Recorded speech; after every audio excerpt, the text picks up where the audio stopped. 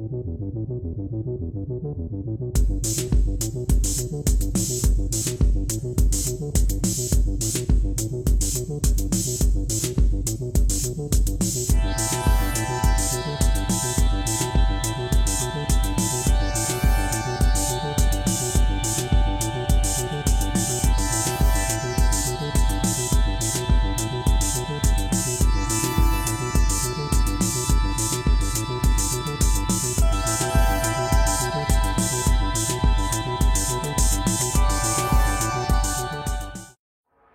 jsem se společně s Cavanisem a Matym vydala do jednoho opuštěného nacistického cínového dolu nedaleko od Přebuzy.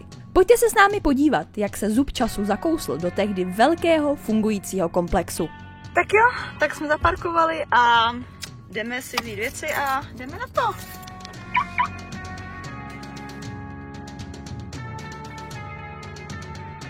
Takže teďko jdeme rovně 22 km. Let's go. 22? 22 km. Říkal 22 předtím. Tak u nás dělám takový dramatický záběr, jo, na vaše nohy. Dělám si taky záběr na své nohy, let's go.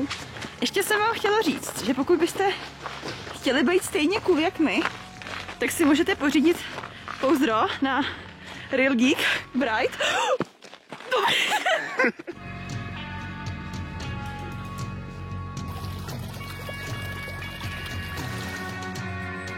Tak jak se vám šlape, kucí? Super, je to dobrý, konečně svítí sluníčko aspoň trošku, takže je teplejš. Je to super. A konečně já můžu zamávat. Ahoj.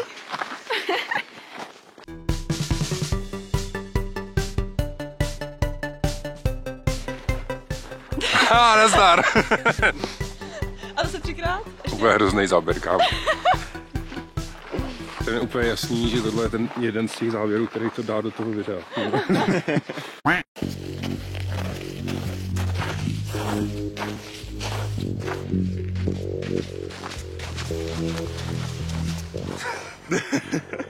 A především co děláš? To já taky, to jsme dva. Yes. Ne. To jsou ještě velký let. To nevadí, máš malé. A máš, to vypadá jak pizza teďka. Jdu pizzu? Jo, děkuji, dám si. Já bych si, jaká to je? Ne, taková... To je těžký jak. Margarita bych řekla. To není Hawaii, to je Sibir. Sibir. Ale bych tu pizzu tady nechala. Takhle. Jdeme dál. Jdeme.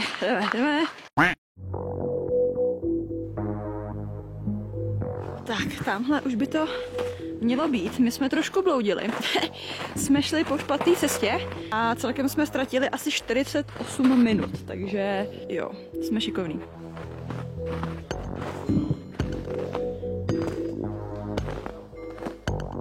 Tak já povedu. Teď to je teda první objekt, který se tady nachází. No, nevybrali jsme si asi úplně nejlepší počasí. Je to třeba byla nějaká strážní budova, protože to je vlastně jakoby přímo jako u vchodu nebo u vjezdu. Tady to už tady cesta nevede, takže to musíme se vrátit zpátky. Jinak teda něco k historii, takže za druhé světové války tady vlastně těžil cín. A pak se to opustilo, protože už se to nevyplatilo. Ta velká těžební šachta, ta hlavní těžební věž, která tam byla vlastně tady v tom komplexu, tak byla vlastně do hloubky 120 metrů. A ještě o kousek dál, tak má být ještě jiná šachta, která měla 175 metrů do hloubky. Teď to vypadá jak nějaký starý sklad, tyjo, ale podle té konstrukce.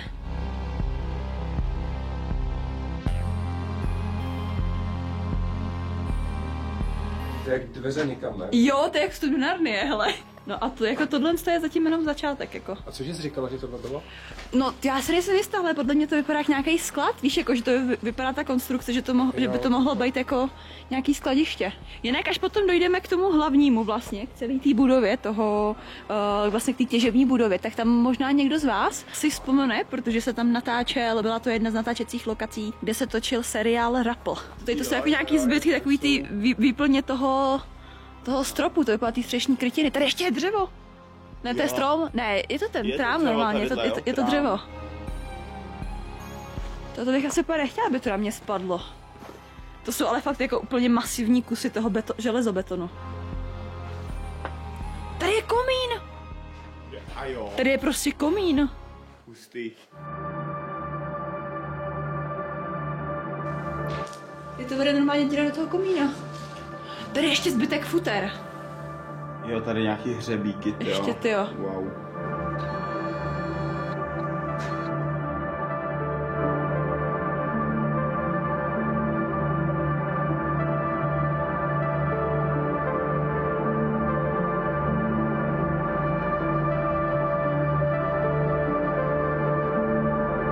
Hele tyjo, tady normálně je ještě drát k žárovce. Tady ještě je vidět tyjo, zbytek nějakého ještě fakt jako stropu.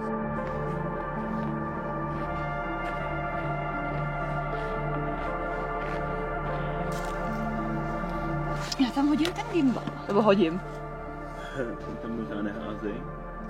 Je to vypadá jako na nějakou šachtu dolů, tyjo, za zasypanou. A představte si, že celková dílka šachet tady v tom komplexu je kolem 14 kilometrů.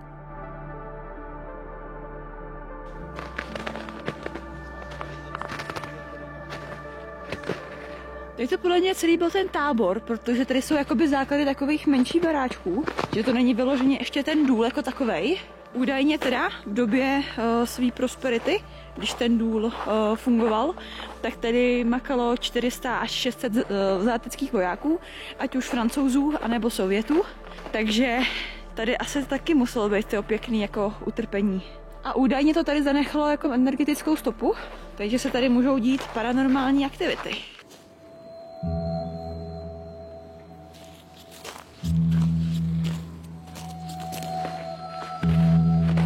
Tady jsou základy dalších budov. To ale vidíte, kolik tady je jako toho sněhu? Jako docela dost. Hoši! Hoši! Wow. Ty kráso! Tady nějaký Tady je vstup. vstup dolů. Tady je vstup dolů. To tomu říkám. Plně se nevyškrabem na zpátek, ale. Já tam zkusím tak jako sjet. Maličku. Nice. Jsem tu. Wow. Tady je to celý reálně zatopený a je to čistý prostě led. A je tady strašně moc teda vody. Tamhle to vede někam dozadu. Hustý. Tady jsou dveře teda, tamhle je další okýnko. Tamhle to někam vede nějaká roura a tamhle jsou taky nějaký dveře, které jsou vlastně zatopený, takže to je šílený, kolik vlastně té vody tam je, jo. Jo a tady vlastně ještě teda ten boční vles, sem se taky kouknem. Tadyhle vlastně to jsou teda ty dveře, ty vedlejší, no. A tady je to okno, jak jsme viděli předtím, tak to je to okno. Tak to je hustý. Tady jsou zbytky dalších budov.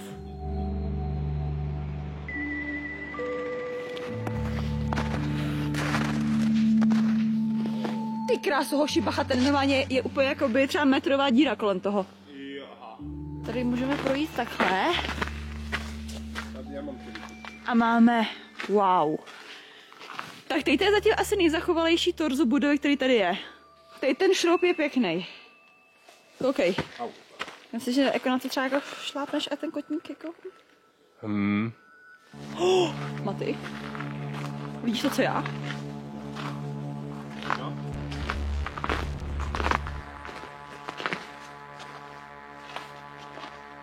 Ty kráso.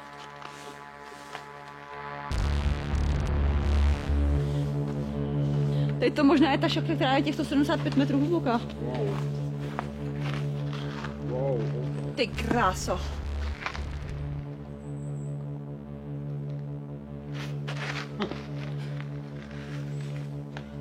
Jako sem bych nechtěla spadnout. Tady to podle mě vede mnohem jako hlouběji.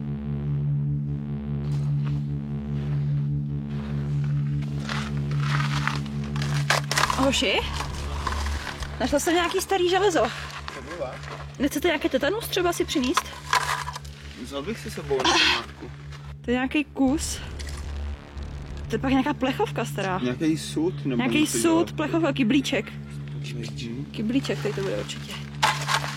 Někomu tady prohlížíš prostě hrníček na čaj. To by bylo ale hrnec, Tam je tyjo. taky nějaká ta díra. Tamhle taky díra. Se napouštělo, tyjo. Tak nic Jo, a není. to je zamrzlý, aha. Fajn.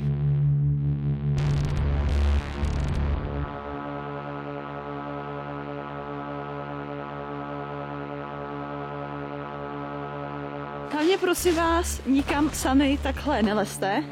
Je to nebezpečný, když to neznáte. Oh, to je hustý. Wow. Tady prostě visí stěna. Půlky. Tady je prostě stěna jen tak, nic nedrží. Tady jsou schody. To je hustý, jako. Tohle jako je fakt mazec. Mě zajímalo, co bylo tohle, to vypadá tady to jako nějaká nájezdová rampa, dejme tomu. Jo, to Tady vypadá zase jak jsou, že jo, nějaký betony, jakoby- Takže Tak, no to je pravda. Na ty schody bych nechodila, protože to je jedna velká ledová plocha. květina, no. Ale tady pod těma schodama, hele, tady jsou nějaký jako prostory. To a tady ta konstrukce železná. Co z toho vydrul ten beton?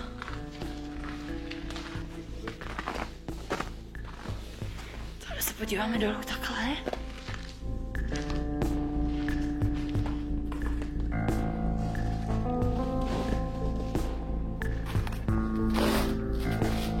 Tady jsou potom taky nějaký šachty. Hej, a to vzbliká. Třeba jako nabitá je, že jo? Vůbec nevím proč.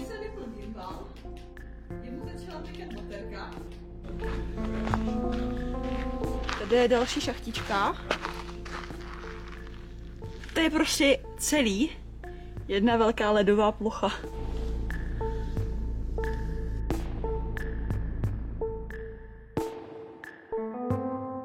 No, já si myslím, že tady teďkon už to okolí jsme prošmejdili a můžeme se jít podívat k tomu... Dosky! Jsem nečekala, že ustojíš. Ale jdeme se podívat teda k té hlavní budově. To tady to vypadá jak nějaká asi brána možná. Do pekel. Do pekel. Že tady to možná jako bylo tady přes cestu, protože tady už se totiž blížíme k tomu komplexu, k tomu velkému komplexu. Wow.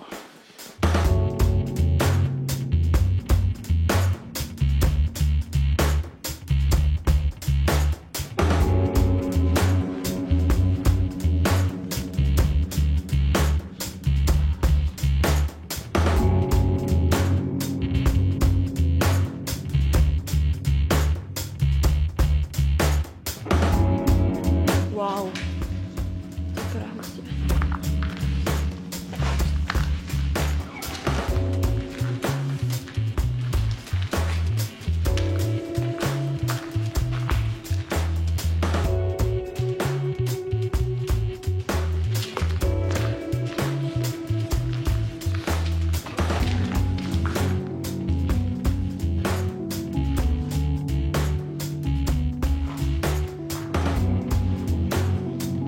Tady jsou normálně regulárně koleje. Takže tady asi nějaké sdělí ty vozíky, jestli třeba s tím, že jako... To je pravděpodobně. Tady potom je nějaká, tady to možná, jestli vysypávali.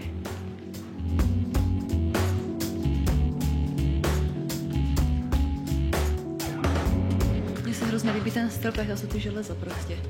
Nebo třeba tady je dřevo, tady je prostě kus. Jo, těch trámů. Hele, a tady jako je to hustý. Já zkusit po těch schodech.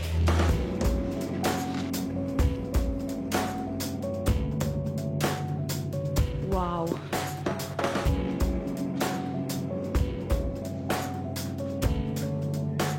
Ale vemte si, jak to prostě muselo vypadat, když tady byly ty dřevěné trámy v tom. Já už tady bylo podle mě víc podlaží, že jo? Asi.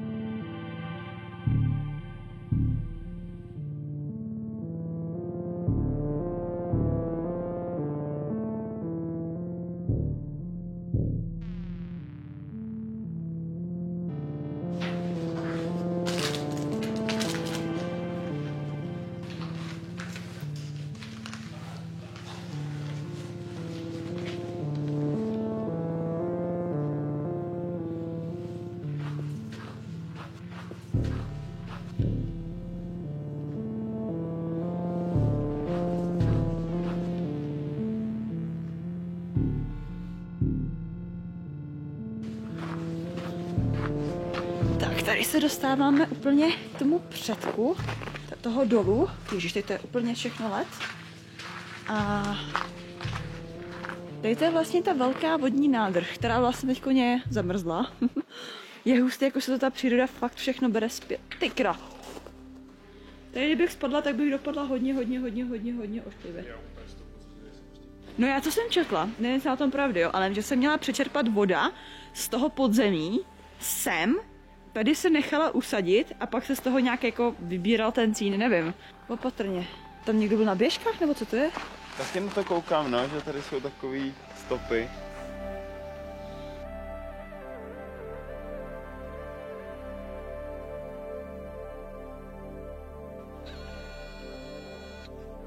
Tady se točil nějak ten rapl, ne? Mám pocit tady. Podíváme se takhle. Ty krásu, tady podzemí. Už je tady podzemí, kdyby tady nebyl led, tak můžeme jít dolů. Jo, tam bych to podíval tam. Hej, ale tak to by... Chceš vám nějaký klacek a stáhnem se tam. Tak Maty, pojď. Teď já vylezu nahoru. Yes.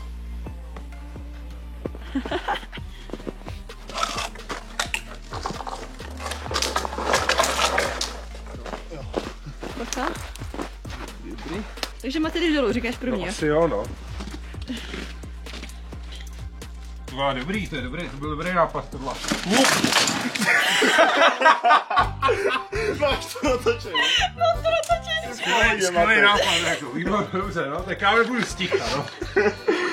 Že to má... Ty vole, To byl dobrý nápad. že já mluvím vůbec. Máš to intro úplně hrozně. Dobrý. Dobrý. Oh my god. Ale já to vidím tak, že já tam Já asi... jsem ti chtěl zrovna říct, že se musíš pevně držet toho stromu. Tak, dostala jsem se dolů po těch schodech úplně úžasně. Nejlíp ze všech, nespadla jsem a jsme tady dole. Machruje, ne, že viděla nás první dva, jak jsme otestovali, jak to nedělá. A teď... A pak to udělal tak, jak se to dělat má. Yes. To je hustý. Hoši, vidíte tam ty kolečka na tom stropě? Nevím, jak to je ruku doma. Jo, dobrá.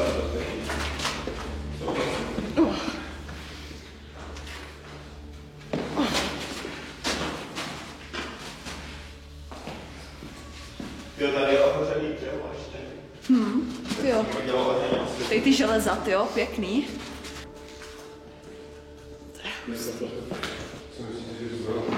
To jo, podle mě... Vůbec netuším. Hele, tady je nějaký vrták, nebo co to je? Zajímavé. Nebo něco tam je. Čekaj, to přiblížím. Tam pod tím. Jaký skroucený železo tam je.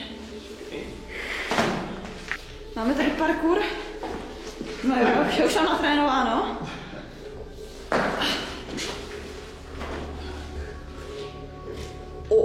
Jako v létě se musí být podle mě jako v pohodě přístup. Jsou hustý jako. Sedně by mě zajímalo, čemu sloužily tady ty jako bloky. Ty vypadá jak nějaký oltáře obětní. Takže asi jako nebyly obětní oltáře, jo, ale... No tam byla třeba podlaha nebo něco. No nějaký jako, nevím, je to hrozně zajímavý, no. Já bych se každopádně vrátila nahoru. Nepřipadám se tady moc jako komfortně. Kádu. Takhle když to moc nevypadá, že to zvládá. No.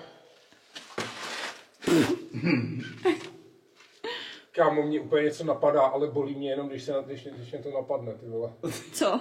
Dát si jednu nohu sem a druhou sem, ale to je fakt blbě. Hezky. A teďka si jedeš si dobrý hezky, pozor. Pozor, tak jo, tak teďka lidi jdu, já jdu to vypnout. Vidíte co já? Co pak to tady máme? To vypadá jak hlava Siren Heada.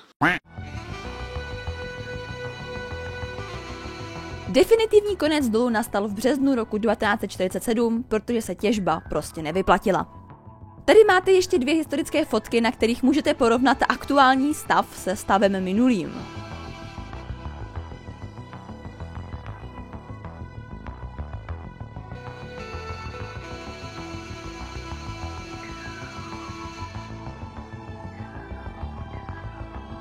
Tak to bude pro dnešní video, vše doufám, že se vám video líbilo, pokud ano, tak nezapomeňte na like a samozřejmě na odběr. Odkazy na kanály kluků máte v popisku a určitě se těšte na další video, které bude z opuštěné vesnice, kde tragicky zemřela poslední obyvatelka a možná se tam na nás přišla podívat.